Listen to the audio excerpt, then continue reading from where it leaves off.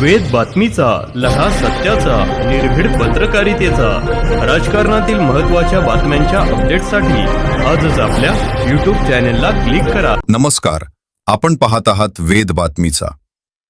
देवळाली प्रवरा येथे श्रीराम कथेचा चौथा दिवस. सीता स्वयंवर ते राम वनवास प्रसंगांचे निरूपण. देवळाली प्रवरा येथील साई प्रतिष्ठानच्या वतीने आयोजित श्रीराम कथेच्या चौथ्या दिवशी सीता स्वयंवर, राम सीतेचे अयोध्येत आगमन तसेच कैकेयीने दशरथ राजांकडे मागितलेल्या वरांमुळे घडलेला राम वनवासाचा प्रसंग सादर करण्यात आला. रामायणाचार्य रामराव ढोक महाराज यांनी आपल्या वाणीतून राम सीतेच्या स्वयंवराचा प्रसंग उलगडला. त्यानंतर कैकेयीने भरताला राज्यगादी व रामाला वनवास मागितल्याचा प्रसंग सादर करण्यात आला.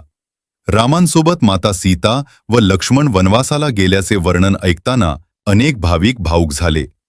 तब्बल 34 वर्षांनंतर आयोजित या रामकथेला दिवसेंदिवस भाविकांचा उत्स्फूर्त प्रतिसाद मिळत असून महिलांची उपस्थिती विशेष लक्षवेधी ठरत आहे. कथा श्रवणासाठी भाविकांची गर्दी वाढत चालली आहे. ही कथा दररोज सायंकाळी बाजारतळ देवळाली प्रवरा येथे होत असून भाविकांनी उपस्थित राहावे असे आवाहन साई प्रतिष्ठानच्या वतीने करण्यात आले आहे. वेद बातमीसाठी राजेंद्र उंडे, देवळाली प्रवरा.